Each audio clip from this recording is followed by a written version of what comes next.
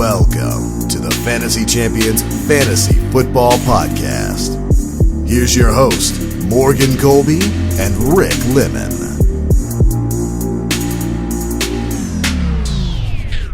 What happened? What's up, dog? What's going on? It's June. June, July, August.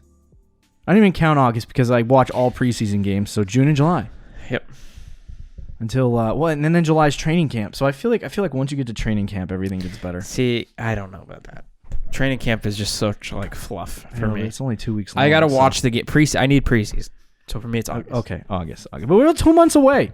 Yeah. Today, June 1st, is when we're recording this podcast. I think is when we're launching it. Adam Schefter said last night it marks 100 days until the NFL. I was just gonna say 99 days before Cowboys play the Buccaneers in Tampa. 99 problems, and the NFL not being around is every single one of them. Yeah. Literally. We're getting closer. We're getting closer to that, which, June also marks a very important period for preparation for fantasy football. This is the busiest month that a fantasy analyst can have. You think it's the NFL season? It's not. June and July is when fantasy really starts going up. It starts kicking off. So we're gonna jump right into our QB sleepers for this episode. We're gonna talk about 5 guys that we think are QBs that you should buy late in your drafts, and that could have really, really surprisingly good seasons. What do you think? Is that a good idea? I would say so. Okay. So before we do that, check out our website, fantasychampions.com. You can follow us on any platform. Twitter, Instagram, Facebook. Just search the Fantasy Champions. DM us on Twitter, by the way, or email us at thefantasychampion.com if you want to manage our social media, or we're looking for video editors too. Yeah. So yeah, either one of those we could use. Yeah. If you are listening on Apple Podcasts, Spotify, Stitcher, or any other podcasting platforms, leave a review, share this podcast with your friends. If you're watching on YouTube, subscribe, click the bell for notifications, like and comment down below. Subscribing is the best way to support the show. Get us to 300 before the season starts. How about that? That's an easy one. That should be easy enough. Before August, we'll do that. Before August. Yeah, come on, guys. So a couple of notes. We are in the middle of a startup draft. I think I'm going to post this one on my Twitter because I want to get some feedback, some thoughts about how I'm not really sure how I did. It's kind of like a all over the place team, to be honest. It feels like. Yeah, and you needed to get David Montgomery. That was 100 6th round. He finishes the RB4. No, it wasn't PPR, a bad pick. RB4 in PPR, and everyone's drafting him in the 6th round in startups. He was there, and Justin Fields got there. I took Javonte Williams over him though. Yeah, that might be the grossest pick team season. And I would do it again. So we're in the middle of a dynasty startup draft, and then also we do have some news that might be breaking during this episode or during our recording of the Thursday show about Julio Jones, because there's been some information floating around that he might get traded. So if something comes to you, we'll literally cut off our sleeper show and spend 20 minutes talking about Julio Jones. So there you go. So welcome in. My name is Morgan Colby. I got Rick Lemon with me as always. We didn't say that a second ago, so I'm just going to put it there. Let's get started. What do you think? Let's do it. All right, so first on the list, in no particular order, by the way. These are in no particular order, but the first guy that I have literally listed on my screen is Jalen Hurts. Now, I feel like this is it's not hot because I feel like everyone really likes Jalen Hurts, and I almost didn't put him on this list because right now Jalen Hurts' ADP is I think it's 9th round. Yeah, it's not super. This one has 8th pick round. 98.6.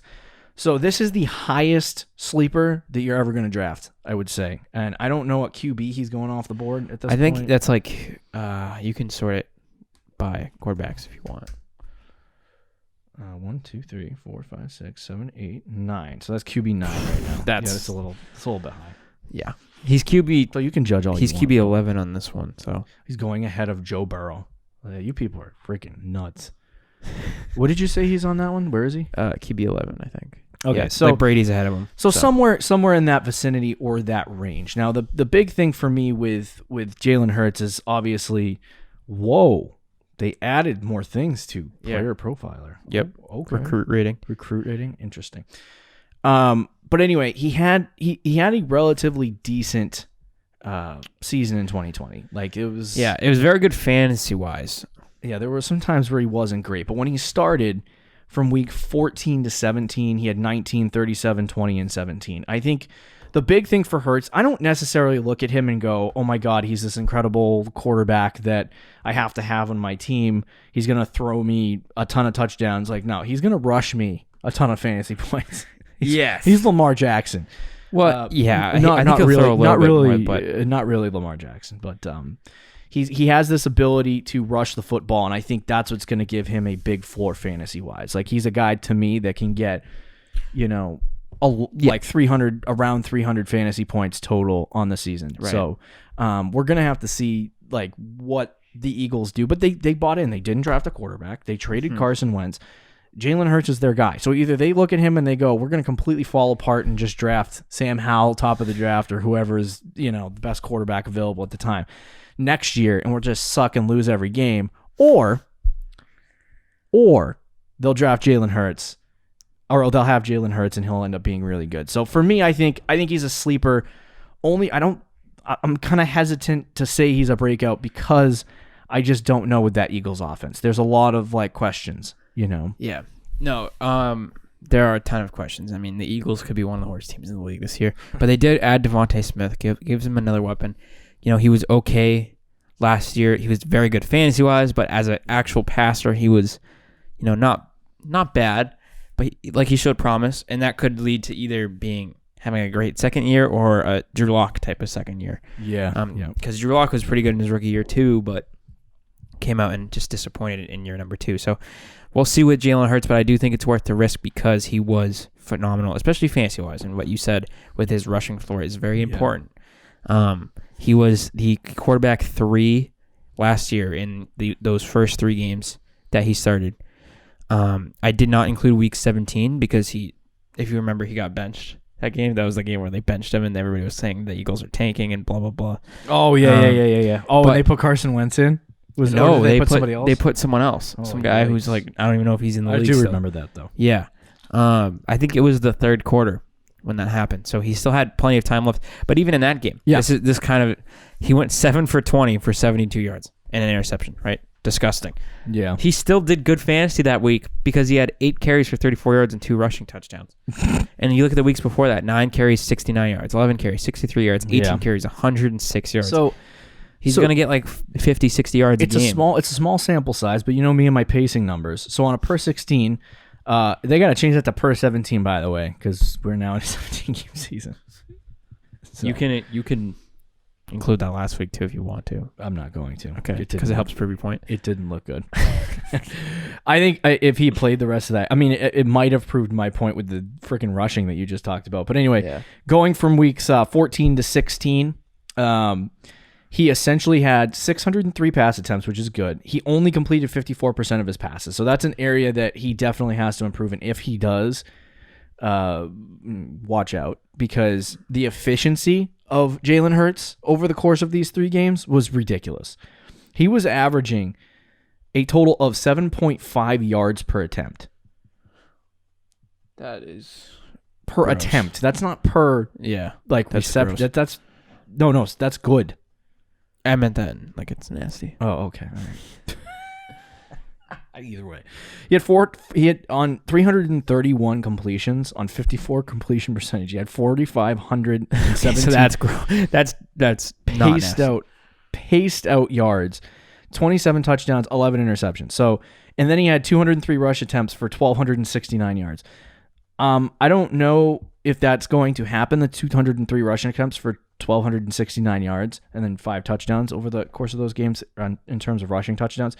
But if he can get what Lamar did, 30+ touchdowns with either rushing through the air or on the ground, and then get himself even 800 rushing yards, that provides a good floor for him in terms of rushing metrics.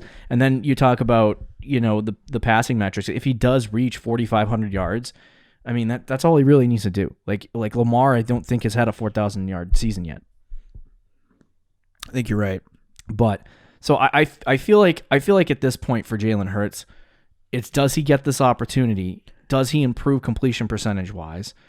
And the other question is, how much of this is like the terrible wide receiver core that they have? I mean, there's a lot of questions with Jalen Hurts, but he's somebody who, if you're drafting in like the 9th, 10th, even 11th round, you're like, this guy is like, it's like Tom Brady, it's Matt Ryan. You're like, okay, well, he's going to be good. Yeah, take the young guy. He's not going to be great. Hurts could stink, and you could just stream quarterbacks because it's redraft. Yeah. Or he's a top 5 fantasy quarterback, and you just hit gold. You hit gold, yeah. So I mean, worth the risk. I don't even think for Jalen Hurts, we got to move on, but I don't even think for Jalen Hurts it's going to be like, oh yeah, this guy is either going to be really bad or really good. I think that there's like a percentage of chance that he's like QB 12. I think he's going to either be good or bad. Like, it's going to be one or the other. So it's somewhere in the middle.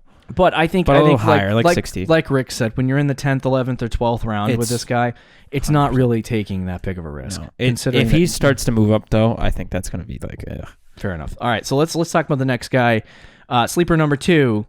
Tua, my guy. Tagovailoa. Now, this one is interesting because Tua right now, I believe, is going as the... I want to say like the 20th quarterback off the board. Yeah, he's low, man. 2021. He's ADPing at 174. Which in 10 team, in 10 team, he's not even getting drafted. And in 12 team, he's like back end, like 15th, 14th, 15th round. Now we'll see if that changes. So this is like a legit sleeper. This is a legit flyer guy. Right. This is one of those guys that I am drafting. Literally, if he's in the 14th, 15th round in any of my redraft leagues, I'm drafting him in every single league. Now, Tua has some concerns. There was some time at the end of the season where he struggled, and everyone kind of looked at him as like a... as a bust, or he's not going to be good, or he's just another one of those Bama quarterbacks that doesn't work out. But I feel like at the end of the season, there was just a lot of pressure put on him, especially when you're talking about what the Dolphins were trying to make the playoffs. And, he was like, I guess, all over the board trying to learn this playbook. But the last game of the season, he had 1 touchdown, 3 interceptions. Yeah, that's the if you, a lot of people were like, so that was the game though that made people be like, oh, he's a bust. Yeah, right. Because in the biggest game of the year against the Buffalo Bills as a rookie, he played poorly, and it's like you're gonna call him a bust off that game. Before that game, he was actually statistically very, very good for a rookie. I mean, I think there was a game against, I want to say the Raiders, where they ended up benching him. Yeah. Because they just wanted to, but the reason they benched him wasn't even because he was playing bad. They just wanted to take more risks, quote unquote. So they put Fitzpatrick in, which is like, I don't hurt his. It was kind of dumb, but either way, that's why they took him out. But Tua was actually playing very solid. I mean, those numbers, like his touchdown to interception ratio was very good. He was throwing for a decent amount or a very good completion percentage as well. Yeah. So for what he was asked to do, he was very good. It's just a matter of what is he going to be asked to do in 2021, which I think will be a lot more than what he was in 2020. So I think, and that's that exactly like you said. He only had 400, and if you take all of his starts, and I'm sorry I didn't put the last game in there, week 17.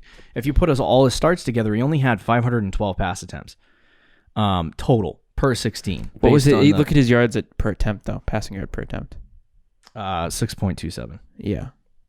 So, and he had 3,209 passing yards, 20 touchdowns, 9 interceptions. That's what he was pacing at, which is a decent rookie season. You take that last game out, though, where he threw 1 touchdown and 3 interceptions against the Buffalo Bills. Now, it's facing Buffalo, too, by the way. Yeah. His passing attempts and yards went way down. 406 over the first, what is that? He threw so many short passes. And by the way, the Dolphins last year also had a lot of drops. There's a highlight reel on Twitter of someone made like Tua throwing down the field, and there was a game, and I watched this live, so I remember it. I don't remember who they were playing, but he threw an absolute dot. Like, when Wilson throws deep balls, and the ball just goes like this. Yeah. And it's one thing I'll give Mac Jones credit for with his deep balls. Yeah, it just floats, and it's a rainbow. Mm-hmm. Those rainbow deep balls. He threw a 50-yard absolute rainbow. Must be an Alabama thing. Perfect right in the hands of I think it was Preston Williams. And he like stumbled and went right through his hands. Oh my God. And it's like, if that's like Jalen Waddle or that's Will Fuller, that might go to the house. And obviously the Dolphins did not add a running back. Yeah. They're going with Gaskin. I think their game plan, they added Fuller and they added Jalen Waddle, 2 electric players. Their game plan is going to be to throw the ball. They're going to take more shots down the field. And even if they don't, it's going to be electric guys that could turn. I mean, Waddle, as a rookie, I don't expect too much, but there could be a week where he flashes and turns a 10-yard pass into an 80-yard touchdown. Right. You know? He's got that kind of explosion. So the weapons this year for Tua is a lot better. Yeah. They obviously, I think they fired their offense coordinator from last year. So that team is going to take risks, and it's just a perfect risk to take in the 15th round where you're looking at a young guy who could break out. They gave him new weapons. They're relying more on him, and there's no risk. If Tua sucks, then you took him in the 15th round, and you just drop him. The Dolphins hired 2 offensive coordinators. Okay, that is so weird. I don't know if I like that. One of them's co-OCs. Greg Godsey and Eric Studesville. Okay. Whatever. We'll see if that works. By committee, I guess. All right, so I did want to say, how long... Flores has been the coach of that team for 2 years, correct? I think this is his 3rd year, yeah. Okay, all right. So in his first year in 2019, they passed it over 600 times, which is good. Last year, you combine Tua and Ryan Fitzmagic's numbers. As a team total, they passed it 560 times. Yeah. So those are decent numbers. I mean, I'd like to see somewhere around 560. But it's not just the pass attempts, though. They did throw the ball a decent amount. It's just they didn't take any shots. When they had Tua in the game. Like when Tua was in these games, he only threw it 460 times, and so that to me I think is a concern, because if he only throw it, you talk about 460 attempts. If he does get to 550 to 560, he does have a good completion percentage, and he can complete those passes. Like you said, if they complete more down the field and they stop playing it safe, I guess they babysat Tua last year. Yeah. But I think this is what they do. This is what they do with rookie quarterbacks. The Chargers didn't. Yeah, the Chargers just let him go. Threw him in, but Tua, they took time to let him try to develop. They wanted Fitzpatrick to start the whole season. Then they started winning football games, and they're like, "Oh, we're gonna switch." And I'm like, "Why? I don't understand what the purpose of why they were doing the things that they did." I didn't get that. Yeah, last year I was not a fan. They're gonna get Tua in these games, and he has to start. Everything's on him now. And if he gets 560, 575 attempts, somewhere around there, he's going to be good enough, passing wise, to get himself over that threshold. Right. Now, for me, he can't just have like if he passes it 575 times as a good season, and ends up with 4,500 yards and like 30 touchdowns. That's a good year. Then, that's a good year for a quarterback. But when you talk about fantasy points, he's only going to be like QB 14. He's going to be like right around where Kirk Cousins is. So the question is, where do you get the other fantasy points? And he didn't really rush it all that much last year. He had through those 8 games, 60 attempts, 162 yards. So if you give him a full season, he rushes it I'm sorry, that was wrong. That was paced out to a full 16. So he only had 60 attempts paced out to 162. So he didn't really rush it that much. There was some rushing touchdowns to account for, 6. But I don't know if those are going to be something that happens over the long term or not. I do think for one, he still had the back injury concern, and I think didn't want to. He's not going to run all. He's not Jalen Hurts or Lamar, or even Kyler. But I do think I just want to see like the Ryan Tannehill floor. I think he can do that. Okay. Like the 6 rushing touchdowns is something that I think is possible on a year-to-year. Maybe not 6, but like 5 to 6 rushing touchdowns with like 200 rush. Like he's going to rush more than Kirk Cousins, is what you said. Yeah. So if he passes similar numbers, and Kirk Cousins is like consistently finishes like QB 13, QB 12. Yeah. So if he has those passing numbers plus a little bit more of a rushing floor, that's a top 10 quarterback. Yeah. I don't think Tua is ever going to be unless he has like a prolifically. I don't think he's ever going to be like a top 3 fantasy quarterback, or maybe even top 5. But I think he can consistently be top 10, which you can get in the 15th round. Which is a steal. What a sleeper essentially is a player that people are sleeping on. And that's a player that could have a lot of good fantasy like production, and that people are just letting slip. And I think we're not even talking about Tua being like a breakout, because I think his highest finish next year is probably like 11 or 12. What he but I think when you talk about him like in the short term this year, if you pick him up on your redraft leagues, like there's a chance that he could end up being ridiculously good, and that he ends up being a top 10 quarterback, and you draft that in the 15th round. He's just like there's player like he is really getting slept on. Like he shouldn't be the QB 21 or whatever he is getting drafted as. In college, his one full season in college that he started. He had pretty much what he was paced out to do. I think he had 190 rushing yards and 5 rushing touchdowns. So that's kind of what he's gonna do, rushing the ball. Yeah, fair enough. So I mean, go out and grab some Tua shares. Yeah, bro. Add him in your redraft teams, and you'll feel good. The third guy, Daniel Jones. We got to talk about the last couple guys really, really quickly, because always it happens that way every time. Now, I was thinking about this Daniel Jones situation. Danny Dimes, baby. I don't know, man. It hurts my soul to have Daniel Jones on this list because he was garbage last year. He was on our list. 12 touchdowns, 10 interceptions. Yeah, bad, man. It was not good. Now, there has been large questions. Did they add anybody in the offensive line just really quickly? I wanted to ask you because I have to double check look it up, and we'll talk about that. But anyway, so for Daniel Jones, the hard part for me that I had, especially with putting him on this list, is that people are sleeping on him. By the way, he is currently 2 spots above quarterback wise where Tua is. So he's 162, which means in a 10 team and maybe even a 12 team, he's not getting drafted. But the thing is, for me, he's obviously later in the draft, so that makes him somebody that people are sleeping on. But the question is, last year, how much of the season did he miss with Saquon? How much of the season did he miss with half of his wide receivers missing time most of the season? His offensive line still being trash. And Evan Ingram, did he actually play a full season? I don't know. Evan Ingram? Yeah, I don't remember. I don't think he played like a most of the season though. So the big and by the way, he stunk last year. Oh, God. Underrated story of how bad Evan Ingram was. Worst Pro Bowler of all time. I think he had 10 drops.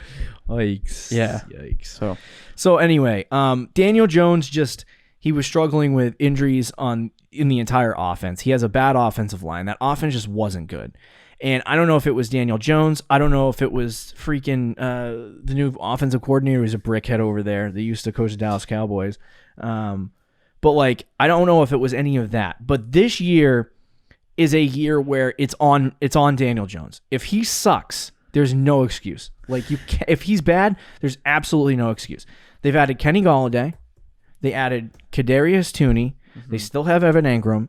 Saquon's coming back. They also did they add anyone to the offensive line? So they added a guard. I don't know who he is though. Okay, all right. So if they did add a guard, and I don't know if he's good or not. Okay, so anyway, if he's good, they improved their offensive line a little bit, and I think that this all kind of comes into a cumulative effect that you have to look at Daniel Jones as a sleeper.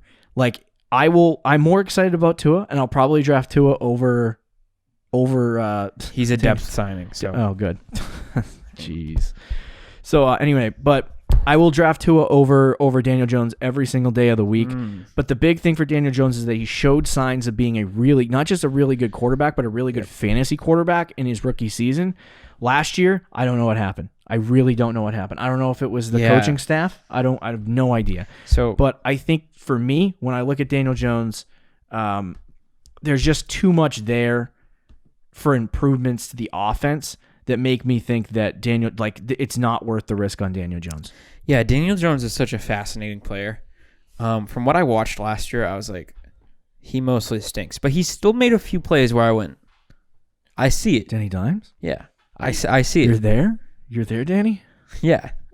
And from what it's Giants fans, so they're obviously very pro Daniel Jones, but they were like, the weapons stunk, the offensive line stunk, he had like nothing to work with, all this stuff, which is why they were so adamant about getting Kenny Golladay, getting Kadarius Toney, and all these things.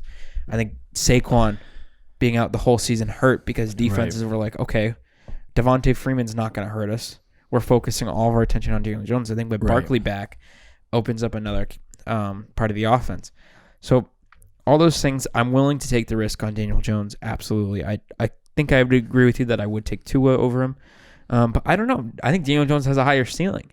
than Tua for fantasy purposes, not for the NFL. It's but not for even fantasy like purposes. it's not even like I'm making the argument because Tua is just innately talented. Like he's fantastic, and I hope he works out in the pro game. And Jalen Hurts, he's talented too. He's really good. But Daniel Jones, I just don't know about him. I'm not pounding the table and standing up and saying, "Oh, Daniel Jones, man, his arm strength, his ability to throw the football, and his football IQ and everything it's really great." I'm not doing that with him. I'm literally just saying they added everything to this offense for him, and if he does not succeed, that's on him. And for me, I'm not willing to stand by and be like, okay, I'm not going to go after Daniel Jones in the 15th, 14th round because he sucked. You know what I mean? I'm willing to be like, let's take a chance on the guy. I think people are sleeping on what the Giants did this offseason to supplement Daniel Jones, and maybe Daniel Jones will take advantage. But if he does, you want to be on board for that, as opposed to saying, I don't like him in the 15th round, I'm not going to draft him, and then sitting there and being like, okay, Daniel Jones is the top 12 quarterback, and you got screwed. I'm trying to look at some of his advanced analytics on Player Profiler. His advanced succulytics. Yeah, none of them are that good, but a few things do stick out to me. One is pressured completion percentage was awful. It's 30th in the league, so it's something that like the offensive line for him has to be good. But if it's good, he'll make the throw. Another thing I don't like is his danger plays. He had 38 of them, which ranked 5th highest in the NFL. Right. And interceptable passes was 24, which ranked 8th. Again, both things not good. And he has a problem with fumbling. So like there's these things with him. It's almost like Jameis Winston with Daniel Jones. No good. Where he has that comp. But for fantasy purposes, that's not bad. Like he's faster than people think. He had like that. It's famous for him tripping, but he had almost an 80-yard touchdown. That big run. Yeah. And in his rookie season, he ran all over the place. It's just going to be a matter of are the weapons going to be enough for him to take that step? Yeah. And I think it's possible. And I'm willing to take the flyer on him. I'm not going to spend real capital on him, but as of right now, he's a 14th round pick. Yeah, I'll take it all day. And I think, like I said, last thing I'll say on this, but he did have a lot of like a base minimum of rushing yards. It looks very similar to Ryan Tannehill in the aspect that he gets like 30, 40 yards per game, which adds 3 to 4 fantasy points to that total. So if he gets, in a 4-point touchdown league, if he gets 18 fantasy points, he might be able to pull off that fabled 20-plus point fantasy game for a quarterback because of the rushing. 400 rushing yards is pretty good. Right. If he gets that only one rushing touchdown. If he gets that up to like 4. Yeah. So, but the real question is, can Daniel Jones get back to what he was doing in 2019, where he had some really great quarterback weeks of scoring 32 fantasy points, 28 fantasy points twice, 35. Like he was a QB1 4 or 5 times. Yeah. And it's like if he can do that in 2020. Was he QB1 at all last year? Like in a single week? Let's see. Yes, once. He was quarterback 11, scored 21 fantasy points. It's like, oh no, he was the second one here. Okay, 22 fantasy points. But he didn't have any. He had 4 weeks where he had 28. The highest amount of fantasy points he scored was 22. It was bad. Think about that. 4 weeks as a rookie with 28 plus. Year 2 didn't have one higher than 22. Yeah. So if he can get back to what he did in that season, he could definitely be a fantastic. I think it's possible, man. Kenny Golladay and Kadarius Toney, who I don't love as a fantasy player, stretches the field. He does things for an offense that he won't get noticed for. Him and Slayton just running straight and. Yeah, I mean Kenny Galladay end around physically stuff, destroying people. Maybe the pass that's not really a pass where you just like throw it in front of the guy and he runs across. Oh yeah, free yards. Yeah, there you go. Free fantasy plays like points that for you.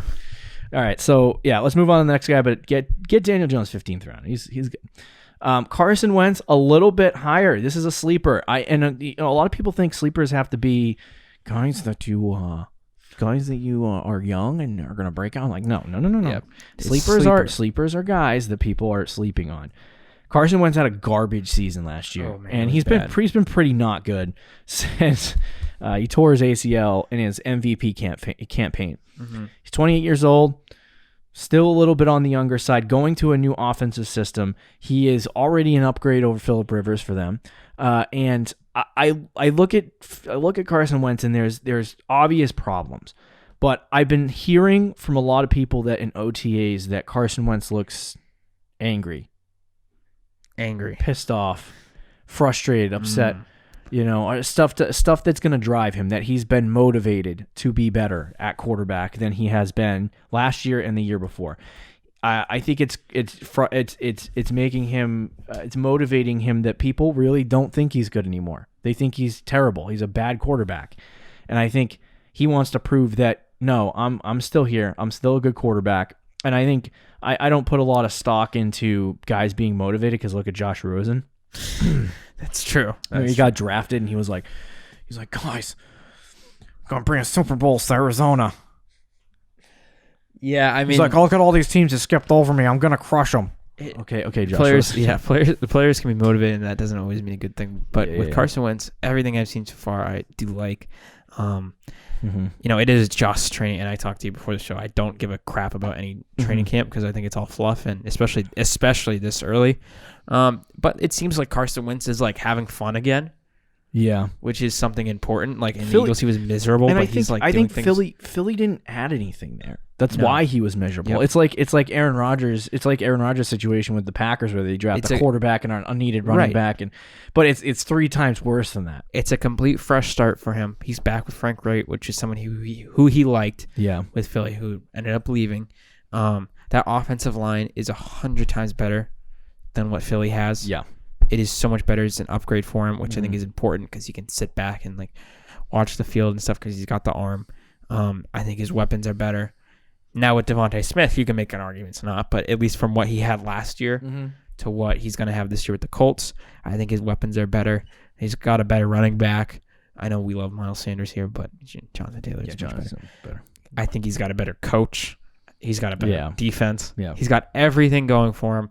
If he can just play like he did in 2017, when he was really going to be, if not QB1, QB2, because he got injured in this game. But him and Russell Wilson through the first 13 weeks of that season were at least almost 30 points ahead of the next guy, who was Alex Smith. So he was at least QB2 and could have very easily he's got to refine that.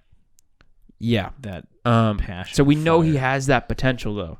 We've seen him play to that level fantasy-wise. Yeah. A new start in Indianapolis, it's a risk I'm willing to take in what? The other thing, 13th round? Yeah. 12th round? 13th, 14th. Oh, there you go, yeah. But last year even, despite him looking like hot trash most of the season, when you watched him again, I watched a lot of Eagles games, by the way. And he was hot trash. It was bad. It wasn't good. Everyone was like, oh, Miles Sanders can't catch. And I'm like, no, when you throw it his feet, not just his kneecaps, his feet, it doesn't work. But last year, he still had week 3, 23 fantasy points against Cincinnati, number 10 overall. A couple weeks later, he had 25 against Baltimore, number 28 against Giants the next week later, number 7, and then he had a number 6 overall quarterback performance week 12 against Seattle. 19. Yeah, it was a bad week for quarterbacks, I guess, but he had multiple games where he finished over 20 fantasy points. A lot of that is he does have a base floor with his rushing. He usually gets about 300-400 yards per season, maybe 1-2 rushing touchdowns. But the interesting thing that I see here is the unrealized air yards that he just tossed all over the field. Week 1, 520 air yards. He only had 270 yards in the game. Was this last? This was last year. Okay. 258 air yards, and he had 242 yards the next week. But 324 air yards, 465 air yards, 387 air yards, 354. He guns it, man. 324, 320, Which, by the way, the resurgence of T.Y. Hilton. Stop it! Stop! Get out of here with that. I'm not gonna say resurgence, but I think he'll be better this year than what he was with Phillip Rivers. But I think for me, when I look at a guy like Carson Wentz, he did throw the football a lot. He did have opportunity, but I feel like a lot of the problems that he was having were the fact that his team just freaking sucked. The weapons that he had around him, the only guy he could throw to was Zach Ertz and Dallas Goedert, essentially. And Zach Ertz is like a shell. He made Travis Fulgham a thing in fantasy for a couple weeks, right? And it's just it's what he had around him is garbage. And Rieger, I mean, I'm not. No, he did have. He was number 2 in interceptable passes. Yeah, well, he didn't play well like that. I think and I'm not saying denying I'm not saying that he didn't play good, but I think that there are situations that weren't really working out for him, and there's also, like you said, it's the motivation thing. Like, you didn't get players to put around you. They drafted Rieger, and he wasn't good, and he needed more talent around him in order to have success. And so he didn't get that, and I think he was just basically done with Philly. And so getting a fresh start in Indianapolis, we'll see if it changes anything. But Right. But when you can get him in the 14th round, it's stealing. Do you want to fly by this last guy? Yeah, Trevor Lawrence. We got a rookie on this list because So he's getting slept on. we never put rookies on the list, but I feel like quarterbacks are actually better now than they have been in the past. We talked about Trevor Lawrence before. Right now in redraft leagues, he might be a little bit higher. No, he's one off Daniel Jones right now, 161. They essentially have Travis Etienne, who is going to be some form of an offensive weapon for him. James Robinson is still there. They made slight improvements to their offensive line, I believe, and then they also have a really good receiver core, I would say, with Chark and Laviska, some of those guys there. I mean, I like the receiver core. I don't know if in real life it's any good. No, I think it's decent, but decent. He's got decent weapons and he's got a decent situation for himself there in Jacksonville, and he's also got a college coach who can kind of jump into this thing with him and try to figure it out and understand it a little bit, kind of like with Kyler and Cliff Kingsbury. Mm-hmm. So the year one for Trevor, we'll see. I feel like he's one of the guys, like if you had to take one quarterback in this particular class that was going to come out year one and be the Justin Herbert. I'm not saying this because he was the first quarterback taken. I'm saying this because he physically can be that Herbert. Yep. And I think this guy, I'm curious to see, because this player, I don't think the last time there was a player like Trevor Lawrence was Andrew Luck for the Indianapolis Colts. And I'm curious to see what Luck's numbers were, because it's a complete disconnected. I'll go to Andrew Luck's year one, but it's a complete disconnect. Was his rookie season 2012? No, I think that was. It's not connected at all, to be honest with you. But I do want to see, like, if a guy that's number one overall can do it. I mean, I'm I think pretty sure Peyton Luck Manning did have a very. I mean, not 2000. It was 2012. Oh, he threw 18 picks. What is with these great quarterbacks and just getting his links? So in 2012, he was QB9. Okay, yeah, because he had rushing floor, which is similar to Trevor Lawrence. He had a bad rookie season. He was great after his rookie year. RG3 was QB5 that year. With his, I mean, different player, more like Lamar, but showing that it is that potential. And so Luck was QB9 last year. Herbert QB9. I think we could easily see Trevor Lawrence be a QB9. He plays a similar style. He's faster than people think. He's got decent weapons. His player comp is Peyton Manning. I mean, but he's faster than Peyton Manning. I don't know if he's got the same football IQ as Peyton Manning, but they threw his high school workouts on here. 4.78, just two over Mac Jones. But I think Trevor's got that sort of upside. He plays similar to Herbert, and I do think Chark is a decent receiver. I think Chenault's a good player. They added Etienne, who they're going to use it as a receiver and a running back. James Robinson is there. Yeah. So they have some weapons around him. I'm not sure about Urban Meyer, to be honest. I'm kind of not a fan of him. I agree. But we'll see how it plays out. I think, but he does have that sort of potential to be this year's Justin Herbert. Yeah, I 100% agree. And for a guy that you can get later in the draft, it is like a steal, I think. Especially if, like, do you think, pick one other quarterback that you think can finish like Justin Herbert did last year? As a rookie? Yeah. It would have, I mean, I just don't know. Fields it's not going to be Zach Wilson. No, I think Fields would have to start right away. Something would, and I don't think I think Andy Dalton's going to start, which is disgusting. But if Fields starts right away, I think Fields could. I would still think in year one, Lawrence, I feel a little bit better about. But, I mean, Fields is the only other guy, because I don't think Lance starts much at any year one. Yeah. And then Zach Wilson is on the Jets and not a great situation. So I think Trevor Lawrence is, if anyone's going to be Herbert, it's going to be Trevor Lawrence. We survived this podcast, by the way, without having any news on Julio. So quiet before the storm. But anyway. You hit the... I hit the button and it's just not playing. Uh-oh. Hold on, guys. There we go. I got it. I got the outro sequence. There we go. Well, thank you for listening. Fantasy Champions Fantasy Football Podcast. There are your sleepers. We have a mock draft Thursday. See you then. We'll see you guys later. Thank you for listening to the Fantasy Champions Podcast. Make sure you subscribe on iTunes and YouTube and follow us on Twitter @TheFFChamps.